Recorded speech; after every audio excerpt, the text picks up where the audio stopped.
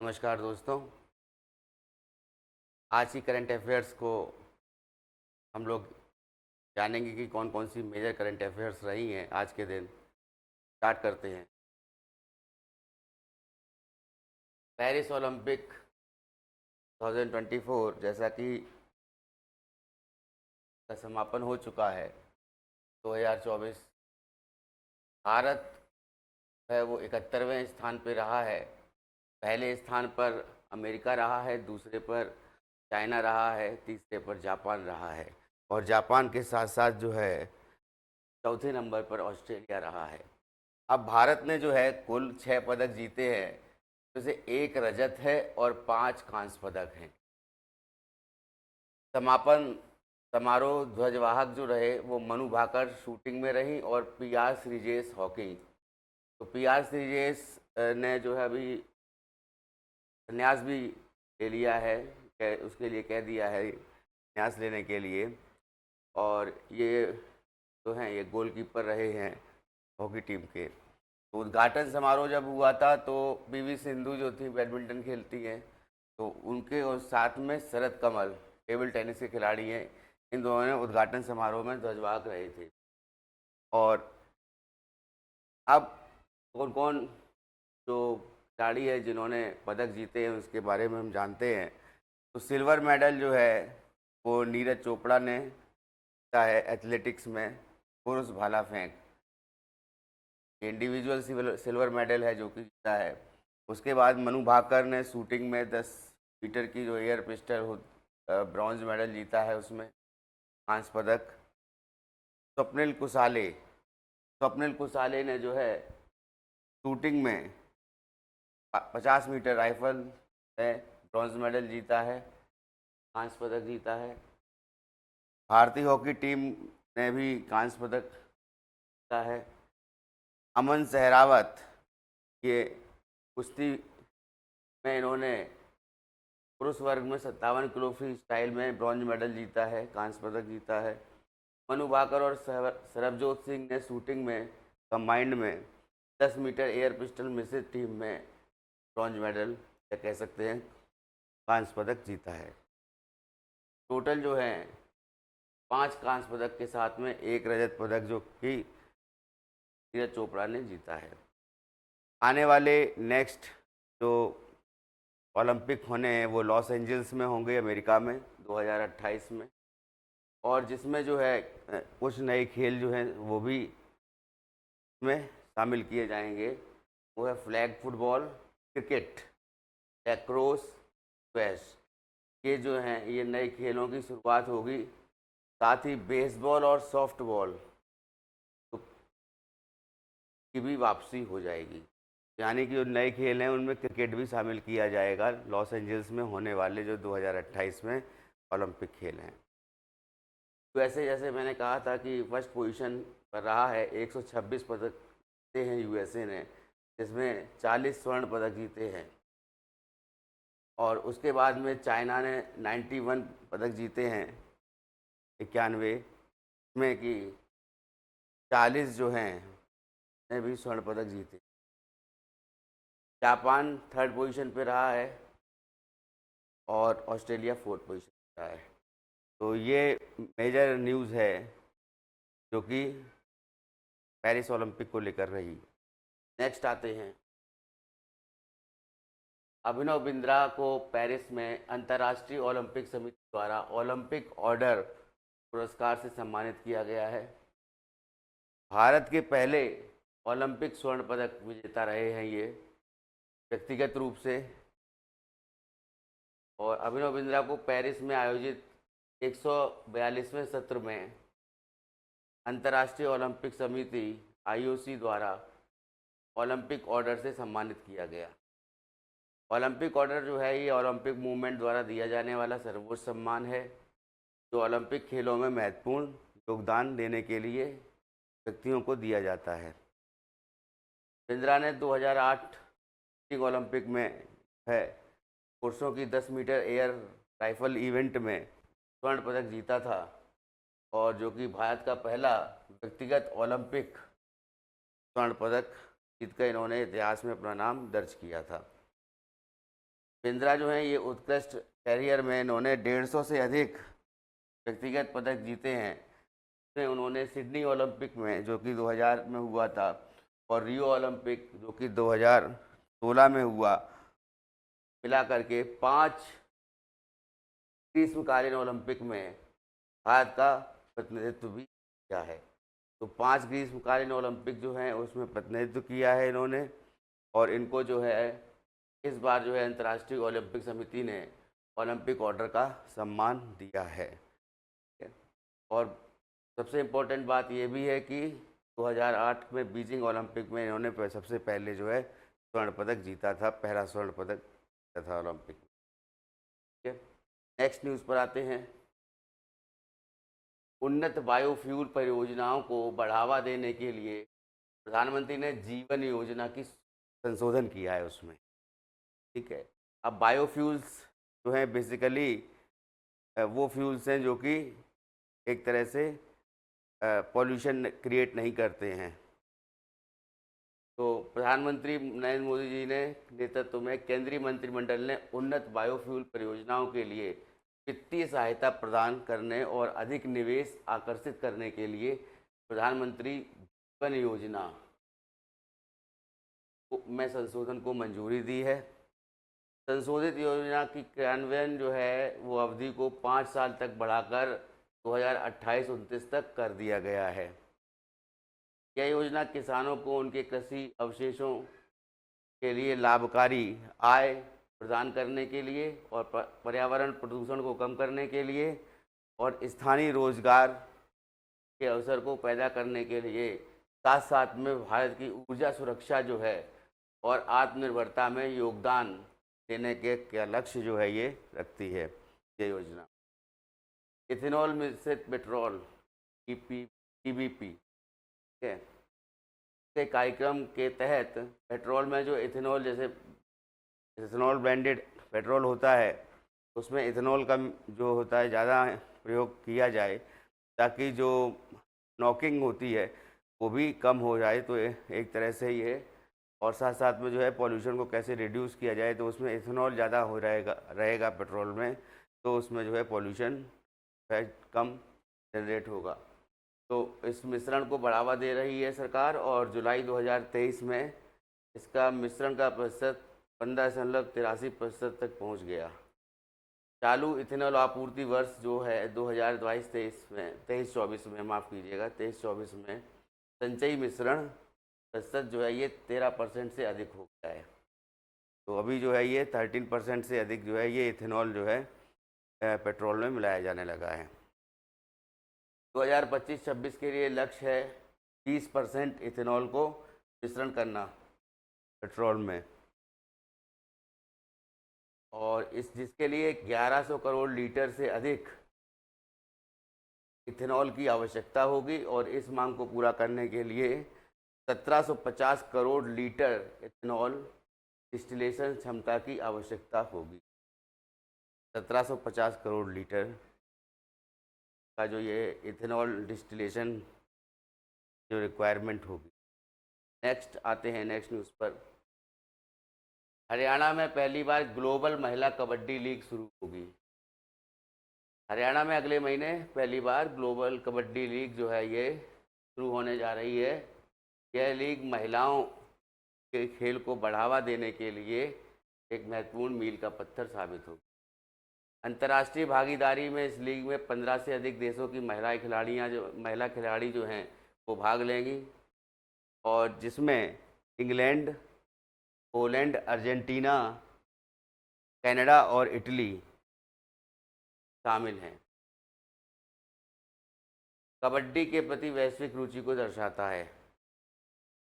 सरकारी साझेदारी भी है इसमें कि होलिस्टिक इंटरनेशनल प्रवासी स्पोर्ट्स एसोसिएशन और हरियाणा सरकार के बीच ये समझौता ज्ञापन पर एक हस्ताक्षर किए गए हैं, और राज्य के खेल विकास के प्रति प्रतिबद्धता को दर्शाता है। कबड्डी के प्रचार के लिए GPKL का उद्देश्य कबड्डी को अंतर्राष्ट्रीय स्तर पर बढ़ावा देना है, और जिसके लिए खेल को ओलंपिक खेलों में भी शामिल करना और 2036 ओलंपिक की मेज़बानी के लिए भारत की बोली को मजबूत करना है। तो 2036 में हो सकता है भविष्य में कि ओलंपिक जो हैं वो भारत में हों। नेक्स्ट न्यूज़ पर आते हैं। बांग्लादेश के मुख्य न्यायाधीश छात्रों के विरोध के बाद दिया इस्तीफा। छात्रों ने विरोध किया वहाँ पर बांग्लादेश में, तो अभी तो बांग्लादेश की कंडीशन ऐसी थी कि वहाँ पर जो है शेख हसीना को भी इस्तीफ़ा देना पड़ा, और उसके बाद जो है उन्होंने भारत की शरण ली आकर के, भारत में वो बांग्लादेश से भारत में आ गई, और इसके चलते जो है वहाँ पर बहुत ही अव्यवस्था फैली। तो बांग्लादेश के जो मुख्य न्यायाधीश हैं ओबैदुल हसन, उन्होंने छात्रों के तीव्र विरोध के बाद इस्तीफ़ा दे दिया है। उनका इस्तीफ़ा जो है सरकारी नौकरियों के लिए कोटा प्रणाली के खिलाफ व्यापक प्रदर्शनों के बाद आया है। सरकारी नौकरियों में जो है कोटा प्रणाली है उसके लेकर के कब इस्तीफा उन्होंने दिया है। इससे कई आलोचक प्रधानमंत्री शेख हसीना की पार्टी से जुड़े व्यक्तियों के लिए अनुचित लाभ मानते थे। प्रारंभ में नौकरी कोटा पर केंद्रित विरोध सरकार के खिलाफ एक व्यापक आंदोलन में बदल गया, जिससे प्रधानमंत्री शेख हसीना को इस्तीफा देना पड़ा और भारत आना पड़ा। इस विरोध प्रदर्शनों के दौरान हिंसा भी हुई है, 300 से अधिक लोगों की मौत भी हुई है विरोध प्रदर्शन के दौरान, और जिनमें छात्र और पुलिस अधिकारी दोनों लोग जो हैं शामिल हैं। व्यापक विरोध के बाद नोबेल शांति पुरस्कार विजेता मोहम्मद यूनुस जो हैं उनको अंतरिम सरकार का नेतृत्व करने के लिए नियुक्त किया गया है। ये जो मोहम्मद यूनुस जो हैं इनको ये भी कारावास में थे, और इनको फिर कारावास से निकाल कर इनको प्रधानमंत्री अंतरिम सरकार के लिए बनाया गया है। नेक्स्ट न्यूज़ पर आते हैं। ऑस्ट्रेलिया ने AU-KUS साझेदारी को मजबूत किया है। AU-KUS का मतलब है ऑस्ट्रेलिया, UK एंड US। परमाणु ऊर्जा से चलने वाली पनडुब्बियों को हासिल करने के लिए समझौते पर हस्ताक्षर किया। ऑस्ट्रेलिया ने AUKUS साझेदारी में एक महत्वपूर्ण मील का पत्थर हासिल किया है।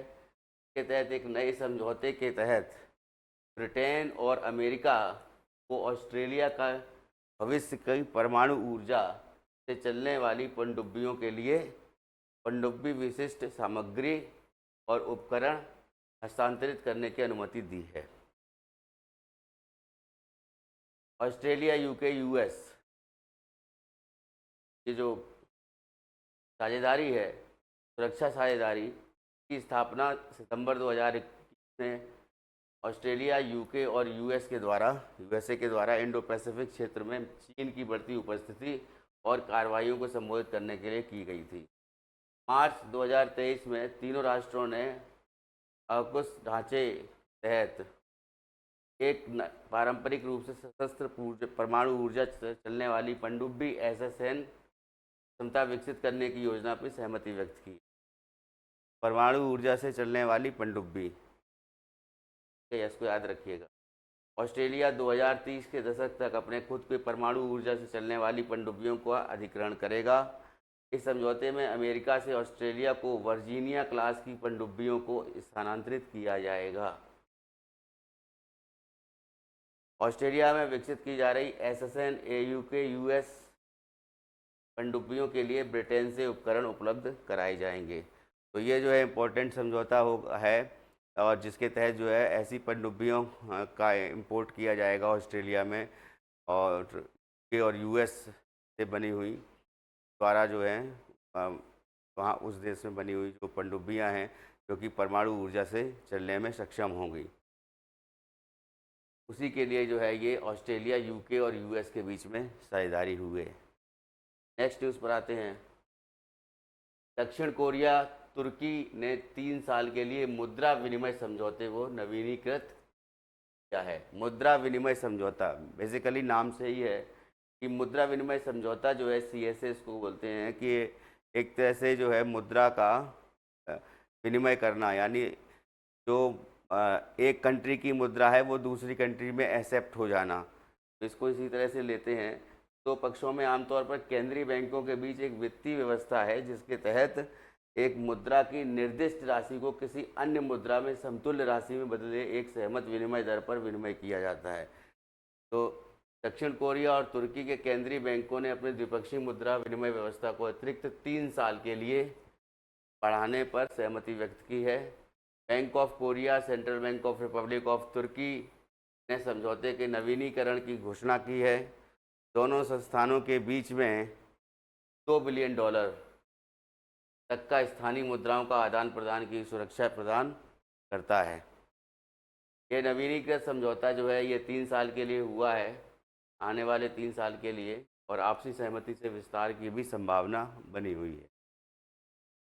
2021 में ये शुरू में स्थापित स्वैप डील के उद्देश्य से स्वैप सुविधा के माध्यम से व्यापार निपटान को सक्षम करने के लिए दक्षिण कोरिया और तुर्की के बीच में अधिक वित्तीय सहयोग को बढ़ावा देकर द्विपक्षीय व्यापार को बढ़ाना है। तो इसके बीच में बायलैटरल जो ट्रेड है उसको भी इम्प्रूव करना है। संयुक्त आर्थिक क्षेत्र जो हैं और औद्योगिक पार्क, इंडस्ट्रियल पार्क स्थापित करने, व्यापार और निवेश को प्रभाव को बढ़ावा देने के लिए भी अवसरों की खोज की। ठीक है, नेक्स्ट न्यूज़ पर आते हैं। राष्ट्रपति यून ने उप न्याय मंत्री को दक्षिण कोरिया का नया अभियोक्ता जनरल नियुक्त किया है। दक्षिण कोरिया के राष्ट्रपति यून सुक योल ने सिम वू जंग को नया अभियोक्ता जनरल नियुक्त किया है। 53 वर्षीय सिम अभियोक्ता जनरल ली वन शोक की जगह लेंगे। ली को 2 साल का कार्यकाल अगले महीने में समाप्त हो जाएगा ली का। और शिम जो है ये 2000 में अभियोक्ता के रूप में सियोल सेंट्रल डिस्ट्रिक्ट अभियोक्ता कार्यालय में शामिल हुए थे और सियोल अभियोक्ता कार्यालय में वरिष्ठ पदों पर कार्य किया था। शिम को संविधान के बनाए रखने के लिए, लोगों को सुरक्षा में अपनी प्राथमिक भूमिका और सुनिश्चित करने के लिए, अभियोक्ता के नेतृत्व करने के लिए एक उपयुक्त व्यक्ति माना है। तो संसदीय पुष्टिकरण भी हो गया है। सुनवाई से गुजरने के बाद में किम यून प्रशासन के तहत दूसरे अभियोक्ता जनरल बन जाएंगे। दूसरी ओर दक्षिण कोरिया के राष्ट्रपति यून सुक योल ने राष्ट्रपति सुरक्षा सेवा के प्रमुख किम योंग ह्यून को नया रक्षा मंत्री भी नियुक्त किया है। रक्षा मंत्री शिन वॉन सिक जो इस समय हैं को नया रक्षा सलाहकार नियुक्त किया है। ठीक है, नेक्स्ट न्यूज़ पर आते हैं। दक्षिण कोरिया और अमेरिका खतरों का मुकाबला करने के लिए एक सैन्य अभ्यास शुरू करेंगे।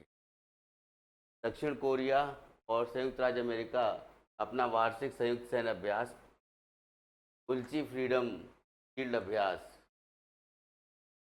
नाम है तरक्की का, उल्ची फ्रीडम शील्ड अभ्यास करेंगे। इसका उद्देश्य उत्तर कोरिया के बढ़ते परमाणु खतरों को रोकने और उनसे बचाव करने के लिए अपनी संयुक्त क्षमताओं को बेहतर बनाना है। इस अभ्यास से उत्तर कोरिया की ओर से आक्रामक प्रतिक्रिया हो सकती है और आक्रमण के अभ्यास के रूप में स्थित करता है। परमाणु हथियारों और मिसाइल प्रणालियों के विकास को आगे बढ़ाने के बहाने के रूप में सहयोगियों के सैन्य सहयोग का उपयोग करता है। इस वर्ष जो है ये 19 से 29 अगस्त के बीच में ये सैन्य अभ्यास किया जाएगा। इसमें मिसाइलों, जीपीएस जैमिंग और साइबर हमलों जैसे खतरों के खिलाफ तत्परता बढ़ाने के लिए डिज़ाइन किए गए कंप्यूटर सिमुलेटेड अभ्यास और साथ ही साथ फील्ड युद्धाभ्यास, लाइव फायर अभ्यास शामिल हों।